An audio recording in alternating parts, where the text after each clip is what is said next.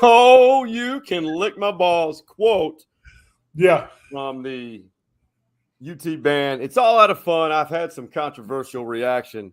Everybody wants to make it bigger than it was. They're just having fun. They're just having fun. I got a story of what OU did to me one year. So if they can't take it, they shouldn't dish it. So it's all good. Well, Stevie Lee, Red River Rivalry Week, for you and I both, I can speak for both of us. It's like a mid-season bowl game. It is the most unique atmosphere. The Cotton Bowl, I know a lot of people want to see the game move to Cowboy Stadium. I don't. It's just the uniqueness of it. It's beautiful. The old venerable girl, the Cotton Bowl, just has a unique smell. And, man, 63, 50, and 5. That's the series. Texas leads by 13 games. It's 118 times these two have played, and they're going to continue in the SEC. That's awesome, man. I didn't know it was that many times. I knew I just didn't put it together. It was that many times. It's awesome, and I'm here for it. I'm glad it's staying there. The Texas A&M game should have never went away either, but I'm glad that's coming back too. That's coming back. But this is fantastic. I love it. I love the atmosphere. The show band of the South, which is the University of Texas band. That was awesome, So that's the type of atmosphere you can expect at that game. It's going to be fun. It's going to be loud. It's going to be rivals going back at each other. And then the crazy part about it is going to be just like that at 11:30 a.m. at kickoff. It'll start the night before, Oh, yeah. A lot of people will have 2 hours of sleep. Well, before we get into the game, Stevie, we got to get into what I call the stories inside the Man Cave rankings. This is who I'll say I don't want to put any of you others who are part of the Man Cave family responsible for this. This is just after week 5. Mm-hmm. What I think, how teams looked, who they played, how many ranked teams they played, and how they fared against each other. So Texas leapfrog Michigan to number 2 in the country. I still think Washington's right there. Michigan's a great team. Georgia held on against Auburn. But look at this. Oklahoma jumping into the 4 on the outside of the top 10. Yeah. And I just feel like, man, we're going to see a lot of ups and downs, and this game will determine a lot. Just think, if OU beats Texas, they'll be in that 10. And if Texas does beat Oklahoma, more than likely, depending on what Michigan or Georgia does, Texas, I don't know. We don't know. According to the optics that these eyes see, Texas may be number 1 by. I would love to see it. I will, if you and I were debating, I would push back a little bit on the top 3. Yeah, with you. I think free for all. Yeah. So next week I should probably come out with my top 10. I don't know. Yeah, you should. Oh man. But no, this is great. I really do. I like this, man. I think that you are pretty much spot on, honestly. I'm not sure I don't know if Oregon is top 7. Okay, that's fair. Yeah, I don't know. They let Colorado get back in the game, and right? Well, no. I'm sorry, USC. I'm not. Yeah, it was USC. I'm sorry. I'm not sure if USC is top 10, because they let Colorado get back into the game. Colorado played with heart at the end, man. It sure did, and they were 1 or 2 stops away of winning that game. It's wild, isn't it? Yeah. And so they got hard over there with a depleted line, but they I saw them at the end. Those linemen were dog tired. It's fun, and so those of you watching or listening, jump on board the TikTok, Twitter, and our Facebook page. Let's talk about it, man. I'm all about a good, healthy conversation. Let's do it. The rankings every week. I know on TikTok, boy, I triggered some people the other day with some of those rankings. Hey, just remember, it's just week to week and what it looks like according to opponents and who did what. Yeah. But Texas beats Kansas. Kansas was number 23 in the country, and Jalen, their quarterback, I was looking forward to seeing him. That kid is phenomenal. Had some tightness in his back that reappeared from the first week of the season, and they didn't start him. Did not start him. Jason Bean got the start, but I thought he was a serviceable quarterback. No, he was good. Yeah. He was good. He got popped on our sideline once. He sure did. Jalen Catalan. Yeah, the Texas defense was like, you're going to learn today. Well, let's jump into it and get what Sark thought on the 40-14 win. Kind of summed up both sides on the defense and the offense. Outside of that, our defense really played really well again, and I think what they were able to do on third down and fourth down, I think against a team that was either number 1 or number 2 in the country on third down conversions, to hold them to 0 for 8, 0 for 2 on fourth down was really good football. And then, in the end, I thought we started really well offensively, and we were moving the ball. We just had our sputters, as we kind of approached the red area. So the red zone, Stevie, that is one part about this team that's concerning. They will move the ball. I mean, Texas had 661 yards of offense, and I think that's the most in Big 12 play that they've had. I may stand to be corrected on that, but 325 yards passing, 336 yards rushing in the 40-14 win. The game was very close, I thought, until late in the third quarter. And when you look at the red zone issues, what do you think that is? And do you think that's going to be a problem if they don't correct it? Honestly, if I'm being real honest, man, and I'm always is, so I'm being honest. I think the players are getting us there. Coach's play calling gets us driving down the field. And I think it's the play calling that keeps us out of the end zone. I'm not gonna lie. I think I think coach may need to stay relaxed when he gets that to the red zone. The red zone is just another part of the field. Yeah. And continue to do what did Coach Royal say? Dance with who brought you, right? That's right. Don't change it. If it ain't broke, don't fix it. Don't fix it, man. So if you got down there doing one thing, continue to get it and finish the drill, man. So I think the players are playing very, very well. And then all of a sudden they get uptight when you see red zone, right? And so what we got to do is always finish it. We also, man, we got to put it through the uprights too, man. So when we do get a chance to put points on the board, we got to get the kicking game straight.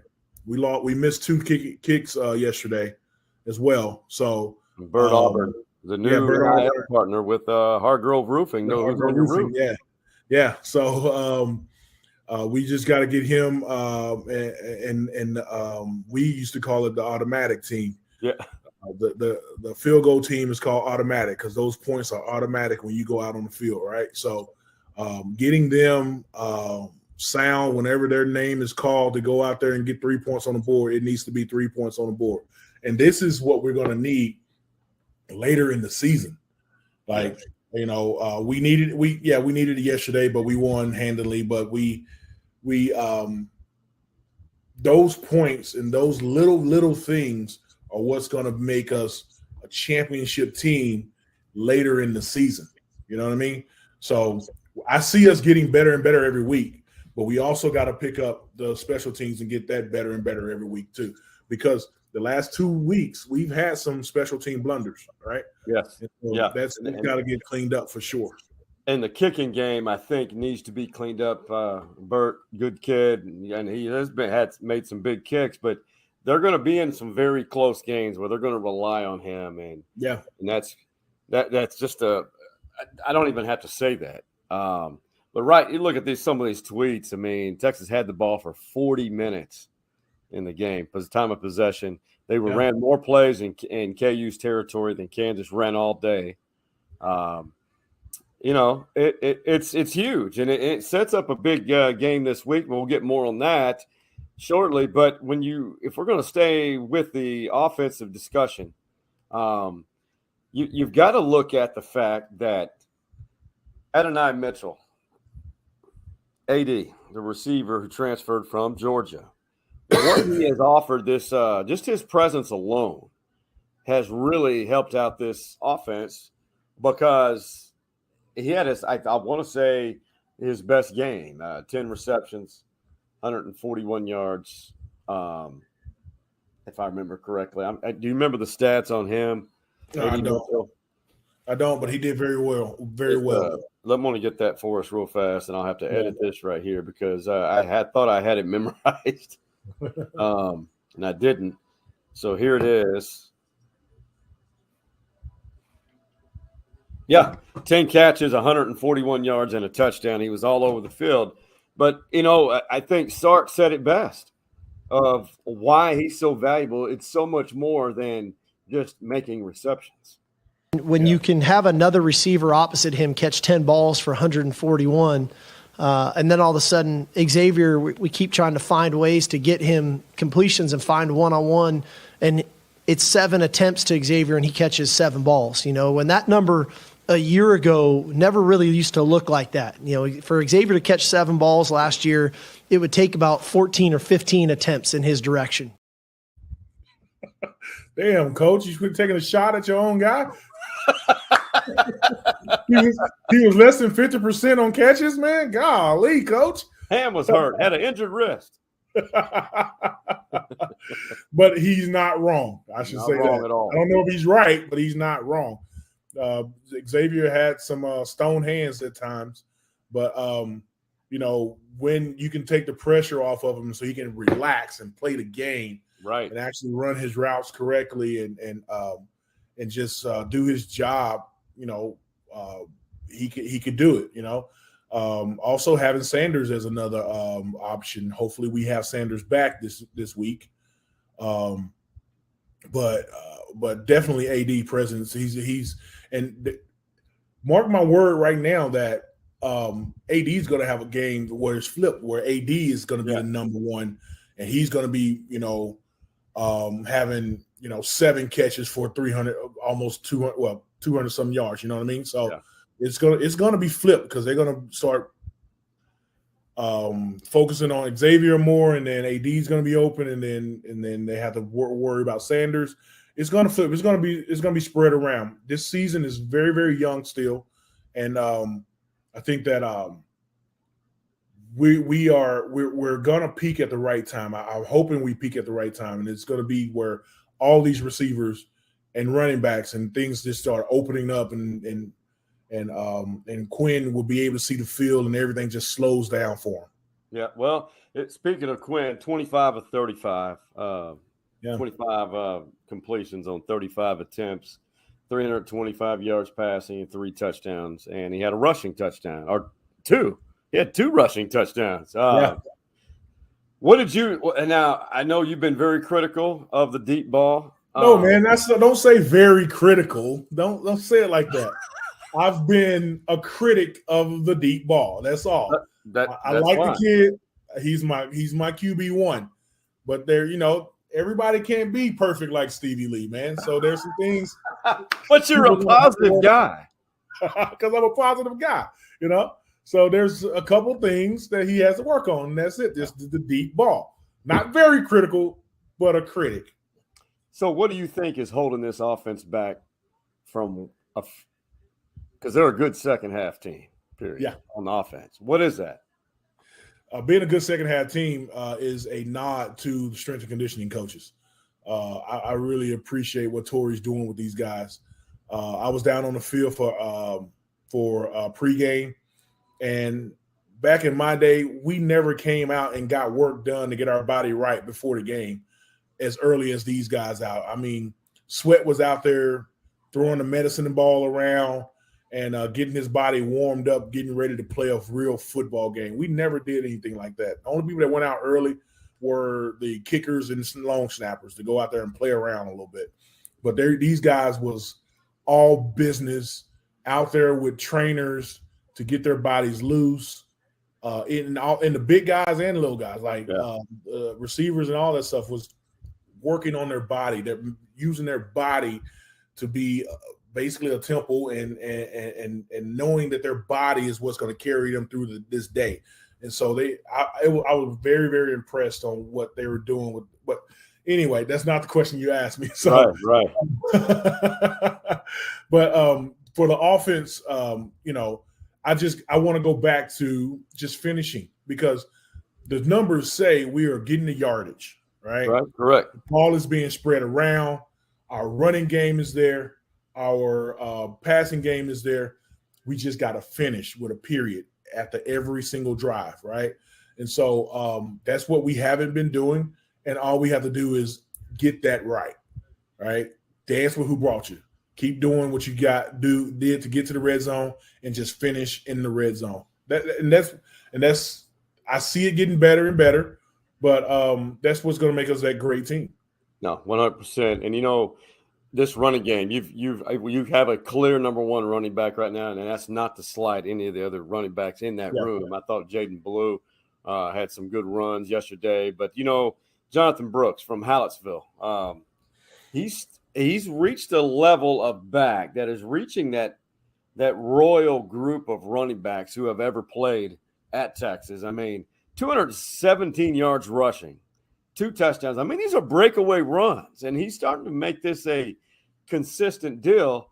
But I think there's, I thought Corey Mose at KView asked a really good question, because Jay Brooks lost his father, I believe, in March of 2022. It was a sudden illness. And we all know, I mean, a lot of us have lost parents. And, you've got to find that motivation, because that individual is watching in some shape or form spiritually. Yeah. And Corey Mose at KView asked him about it, and I love this response from Jay Brooks. I was thinking about it before the game. I really just miss, whenever I have success, the smile on his face. I just think about that every time I score. So I feel like every time I do it, he's up there telling everybody and stuff. So I know he's good. That's good stuff, man. That's really beautiful. Good stuff. That's beautiful. And finding motivation and knowing that too, you get a little bit of peace.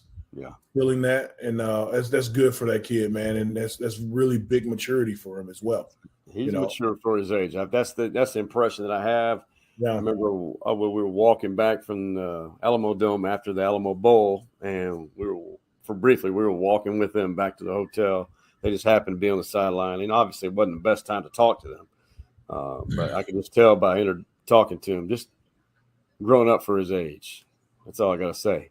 Yeah. So UTD, phenomenal day at the office again. 200. They limited KU to 260 total yards, 124 yards rushing. But Kansas is not the Kansas of old, Stevie.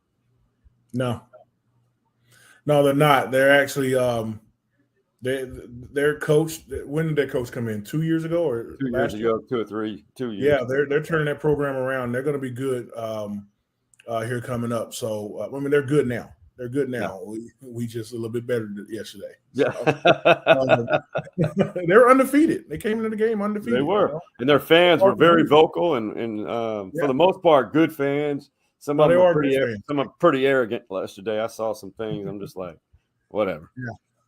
Yeah. They're for the most part, they're good fans. And the Jayhawks, their offense they were kind of moving with the backup quarterback. So, their backup quarterback is actually pretty good and could probably start anywhere else. They just have two good quarterbacks there. Our D played well, stopping the run. If you really want to think about it, they got away. Their quarterback got away with a long run and got popped down the field in a freak fumble recovery. Jumps right into the running back's hand and goes into the end zone for a touchdown, I think that our defense, I would like to think that our defense would have held them to a field goal at that point, And also I did notice, this makes me feel good that we were basically running base defense too. Is that right? That's what's going to be a question from me to you. Yeah, we were basically just running base defense. Ford wasn't blitzing. We were getting after them with just a 4-man rush. So it was the athlete versus athlete on our defensive side of the ball, because we didn't throw any crazy schemes in there. Our DBs did not jump any routes. They just played fundamental, sound, base defense and did what they did, Yeah. No, they did. And I had to give a shout out, because I don't know if everybody saw it, to Vondre Sweat, what he wore to the stadium, his game day fit before going to the locker room and putting his uni on. I think Stevie can describe this best, because that kid's personality is just next level. Very, very subdued but comical guy. Yeah. What was he wearing?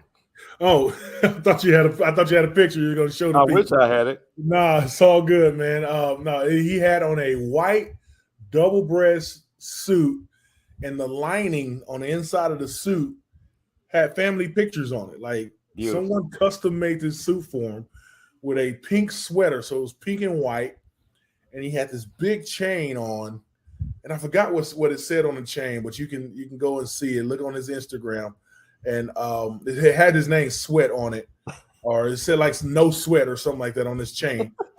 Diamond crusted chain, man. This NIL money is crazy. Big diamond crusted chain, and then you can flip the chain, and he had family pictures on the back of the medallion. It was pretty neat, man. It's what these kids doing these days, man. And I love it. They're showing their personality. He loves his family, you can tell. And I think it was his mother that was posting his fit and everything, man. I love it. I love these kids being able to show their personality. I love these kids being able to sell their likeness and image, and actually make some money off of it, so they can actually have fun in college. Back in the day, if you didn't have the rich mom and daddy, you were broke in college. And you know what? I was broke in college, So, so my mom and dad helped out when they could, but I was broke in college. And so, trying to study, play a football game, study the playbook, and being broke, that's hard. So I'm glad that these guys are doing all that, keeping their grades up, and actually making some money off their likeness. And Sweat is enjoying the fruits of his labor, man. That's the pride of Huntsville, Texas, and he's a big human.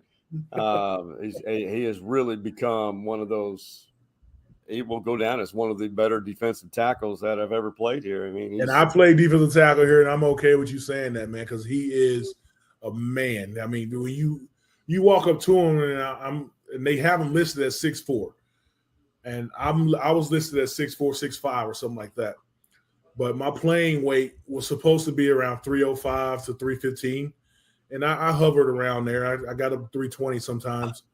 And when I walk up to this guy, and he's 6'4", 361, and I'm like, and you move like this? This kid's going to make a lot of money on the next level. He's going to play in the Sunday League for sure. Oh, without a doubt. Yeah. And you know what? I'm of that NIL, because money, that does offset a lot of things. Because I, too, was a broke college student. I had to work all the time trying to figure things out. But, one thing that we can agree on, all of us, is the special week. Next up is summarized in this little montage right here.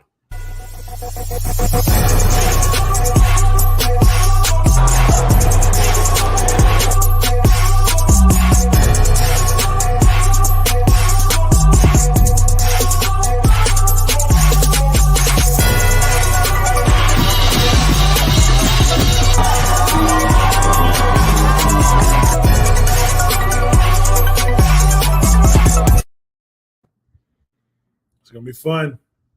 And I can't – all I got to say, since I have you on here and we're talking about it, do you have any tunnel stories? Because the tunnel, I was like an 8-year-old boy. It's like Christmas morning for me. The tunnel at the Cotton Bowl, if those walls could speak. Dude, those walls are going to speak on Saturday. But that tunnel in – you can say it's not fair, because every year we got to come out through their fans, and then they don't have to come out through our fans at all. They don't even have to go down on that end.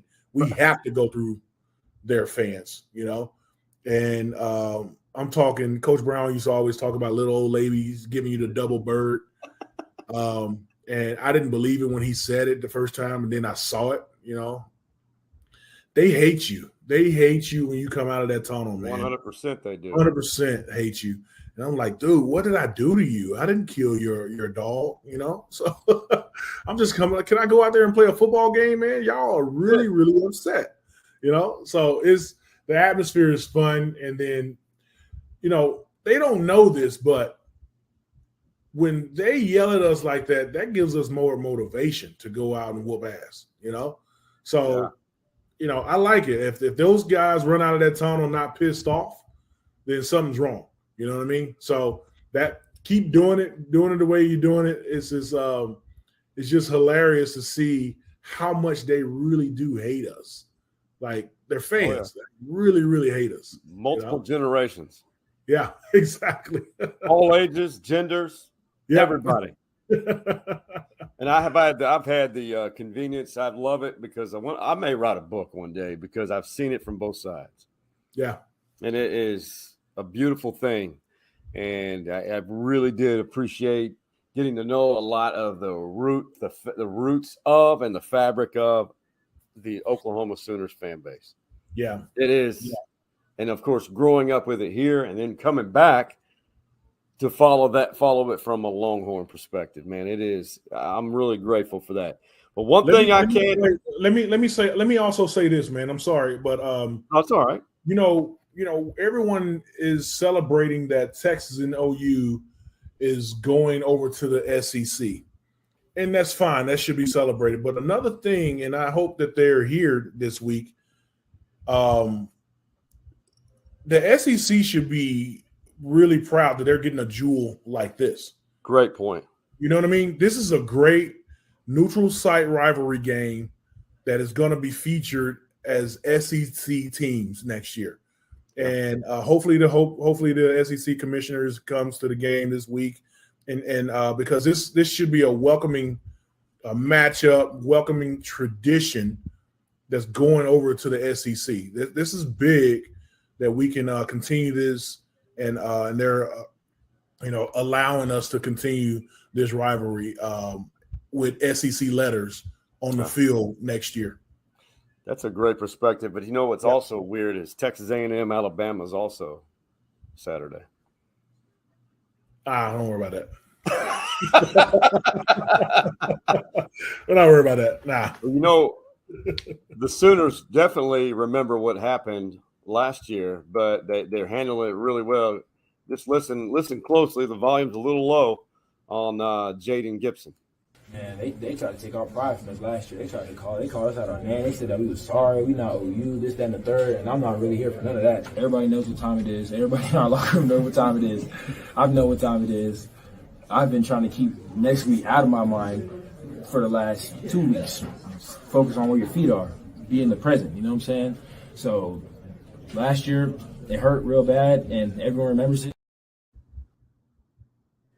Did you hear what he said at the beginning? They tried to take our pride out of us. Mm-hmm. Yeah, they did. We did. We actually tried. I think we succeeded, but and we've been living in his head rent free ever since. But that motivation can also need to be on our side, right? We got to be motivated as well because they're going to come out fighting mad, right? Ready to go, ready for redemption. They want the W this week just to for them to understand, for us to understand that was a fluke, for us to understand that they've worked really hard this offseason. That's what's going to redeem them is a win against us this year. And if they were to do something like that to beat us this year, we're ranked. What we did to them last year, their coach will put them in a really, really good position, and he should be up for Big 12 Coach of the Year or something like that happens, because turning the team around from a 49-0 loss and then coming back and beating the number 3 team in the country, that would be huge for them, and we can't let that happen, So that's the only thing that's going to redeem them. That's the only thing that's going to make them relevant again is them beating Texas on this weekend, and we cannot let that happen. And I hope that they're punching this into the heads of our players. It is not going to be easy. It's going to be a dogfight from the beginning. From when you get on the bus at the hotel, it's a dogfight, right? And you need to get your mind right and get ready to play a hard-nosed 4 full quarters of football this weekend, because they're going to come at you. Yeah, and you look at them statistically and offenses. I mean, OU scores more, but they haven't. I mean, they have scored. Dylan Gabriel's back as a quarterback. He's he's a pretty good quarterback, really good.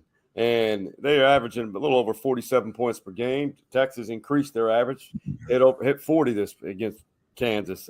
I do think Texas has played better opponents, hands down, 100%. They have. No question. But I mean, it's still hard to do all this stuff against air. So they still have people in front of them. We still have scholarship players in front of us. So the numbers don't lie. They put up an average of 47, and they stopped their teams to an average of 12.8. So, it is what it is. So we got to go and break the cycle. We can go out and play. And to get keep that golden hat trophy in Austin, Texas, that's going to be that's always the motivation. I don't think and you correct me if I'm wrong, I don't think Texas has truly gone on a big winning streak in this series since Peter Gardere was quarterback. Yep, you're exactly right. He's the only quarterback that has won four straight games against. Yeah. And sad to say, when I was in college, even when you count my red shirt year, when I got a medical red shirt, I went 0-5 against OU. Oh my God, that's right. Yeah, 2001, 2, 3, 4. Yeah, yep. It ended in 05. Yeah, man, I was already gone, and we win the championship that year. So they're waiting for you to leave, Stevie. That's exactly what happened. So yeah, but I can also say and hang my hat on that I never lost to A&M. So we went on a winning streak against them at that time. Give and take. Yeah, man, yin and yang. Yin and yang. Hey, before we hit the break, man, I got to show you this. Usually it's a little bit more risque, but I thought this was brilliant name, image, and likeness marketing by some Iowa State players for the pork council in Iowa. This was funny, yet brilliant at the same time. I mean, look at that. Purchase more ham and bacon. The Iowa Pork Producers Association. Yep. Signed those 4 cyclones. Look at that. Ham and bacon. I like it, man. And bacon. That's perfect, man. That is really good. And I'm glad that these kids can actually do this with their name and likeness, man. That's awesome. I love it more than words. I really can. I love it. So speaking of NIL, our partners at Hargrove Roofing, when we recently had a party to celebrate it. And I thought that was fun. It was good to see you and all the Hargrove Roofing folks out there, man. They're like family to us. And they signed the Texas Longhorn kicker, our guy. Yeah, Bert Auburn. And this was kind of like a little more of a promotion of it. And I'll see you on the other side of the break after we hear more about this NIL deal with Bert Auburn. If you follow Stories Inside the Man Cave podcast or watch all of our episodes, you would know that our friends at Hargrove Roofing are proud supporters of Stories Inside the Man Cave. Well, they're also proud supporters of University of Texas Longhorn Athletics. So much so that they are now NIL partners. Bert Auburn has a strong leg. He has a great head of hair, and he will now partner with Coach at the Hargrove Roofing office off of Ashdale. You will soon hear Auburn say that famous slogan, Hargrove Roofing, know who's on your roof. In the meantime, if you need an estimate, call 512-645-3202 or visit the website, hargroveroofing.com.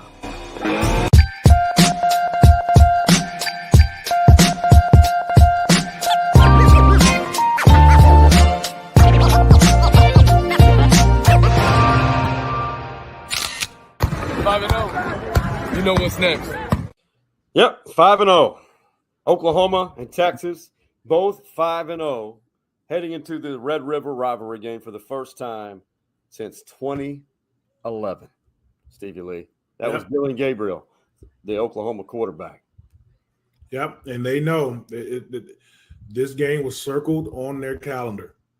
And I didn't hear many of our guys talking about what's next, but they know what's next. They remember 49-0, and it still hurts them. It still hurts. I would too. Yeah, it still hurts. So they're coming out motivated, ready to play. And Brent Venables has done a really good job of rebuilding that program since that game last year. Yeah.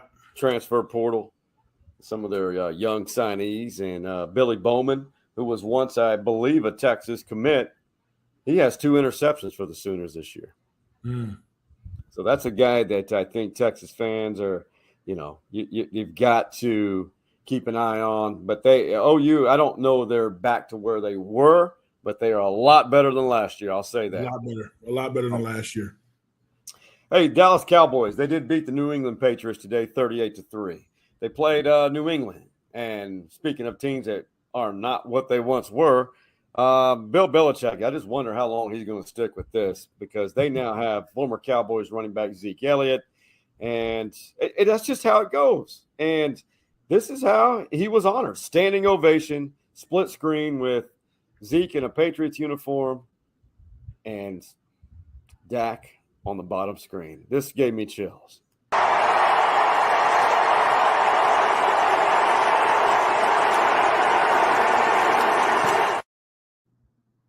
That's good stuff. One of the best running backs in Dallas Cowboy history, period. Yeah, that's good stuff. That's what sports is all about, man. We're going to, especially on the next level, you're going to trade teams, but, it's kind of where your heart is, So Zeke did a really good job for the Cowboys. It's a business, and you have to make some business decisions sometimes that hurt. But I'm glad to see he's still getting a paycheck at least, as long as he want to play. I'm glad that he's playing. But that's just a class act by the Cowboys to honor him and just say thank you for all he's done for the Cowboys. I think the honors are going when he retires. I pretty soon he will probably receive more honors, because go back and look at as a Cowboy. Yeah, that's his stats are, people don't realize it. I'm not even going to go into it. That's a whole nother. That could be an episode right there itself. Yeah. Hey, shout out to October baseball in the state of Texas. Both franchises. All right. Yep. I'm trying not to be biased here, but I am effing proud of the Rangers. They're ahead of schedule. They have rebuilt that franchise over the last 3 years, this close to winning the effing division over the Astros, who are well established. I'll give them the props, man. They're a championship organization over the last 7 years. They really have, and they've done to stay relevant. But listen to this.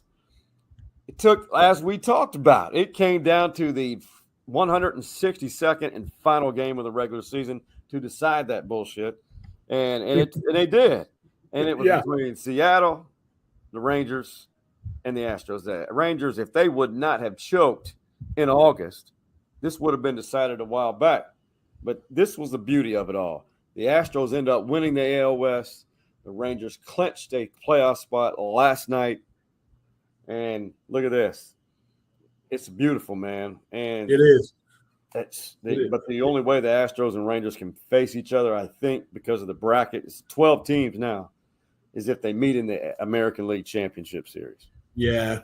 And Major League Baseball is better when the Rangers and the Astros are in the playoffs, man. So shout out to both those teams. I got a Rangers hat and I got an Astros hat, Do you really? Yeah, I'm stuck in Austin in the middle, man. So I root for both of them, man, to do well. But I don't know which hat I'll be wearing if they play each other in the championship, in the NL championship. Yeah. So the Astros get a bye. The Rangers will play in that wild card round, best 2 or 3. Yeah. And hey, anything can happen in October. Seriously. It could. What if ALCS? Astros, Rangers.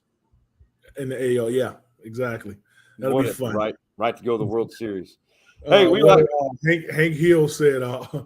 He said a Super Bowl, but all Texas baseball AL championship. Hallowed be thy name.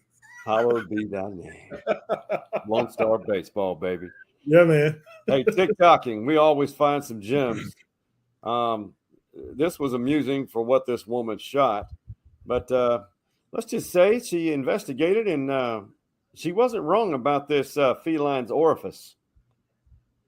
Biggest asshole I've ever seen on a fucking cat.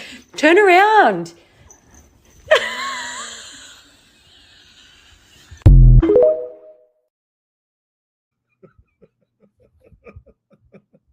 Her laugh got me, man. That thing was That's a hilarious. area code 512.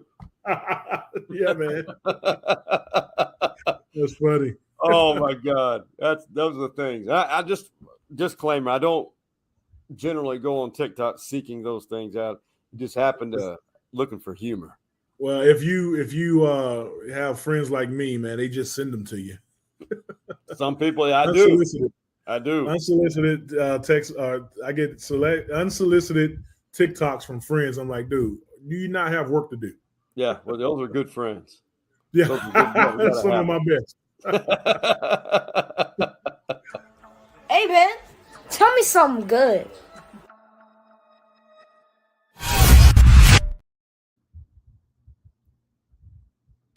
It's always fun on these episodes with you, especially during Texas OU week or Red River Rivalry week. But, man, always something good with you because you're a man of positivity. Tell me something good. Man, something good is Texas OU week. Fall is here. I don't know. The forecast is going to be in the highs in the 70s on that day. The heat wave.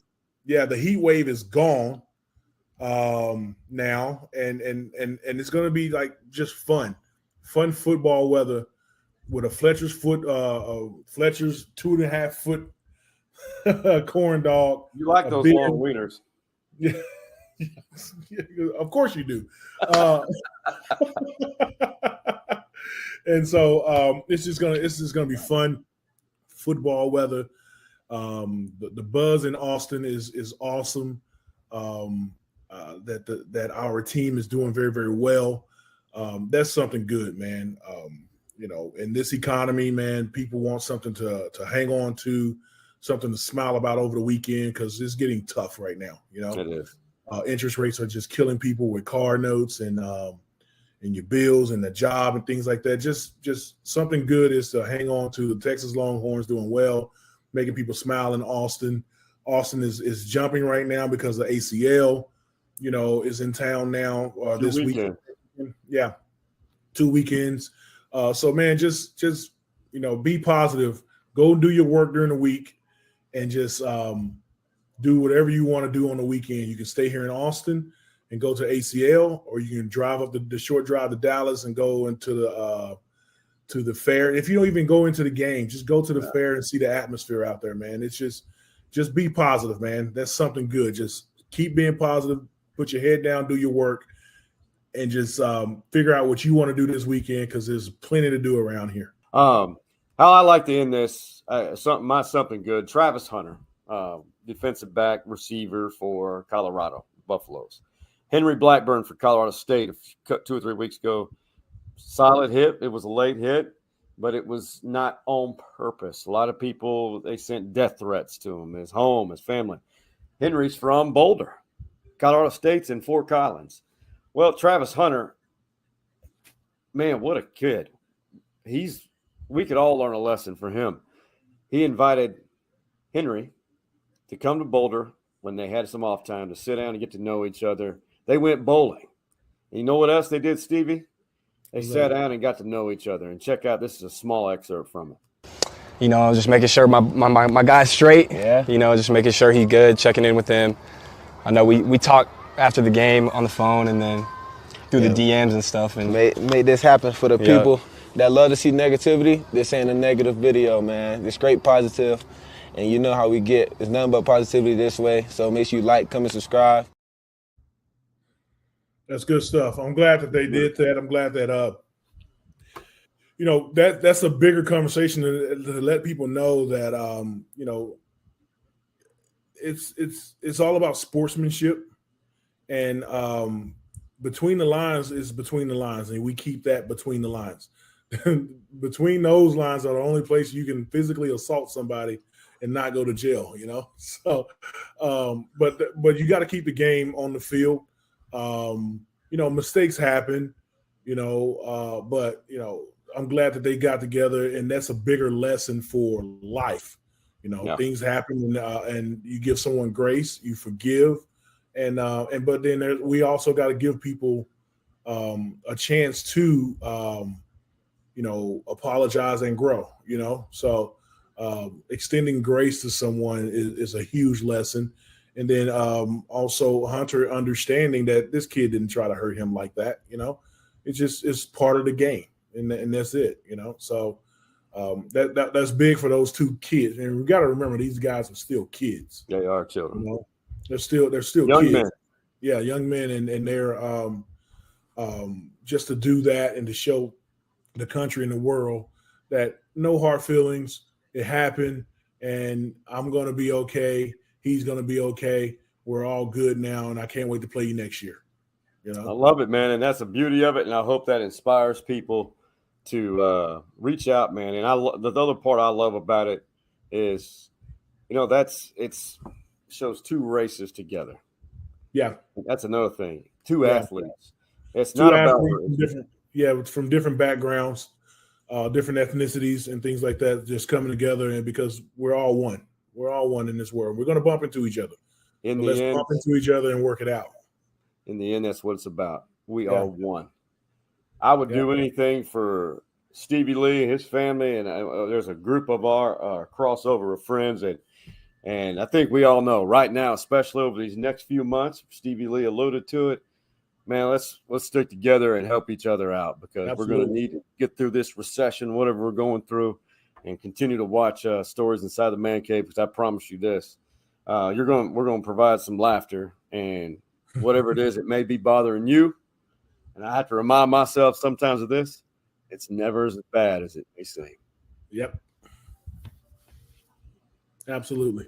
Stevie Lee, much love to you and your family. Yeah, you too, man.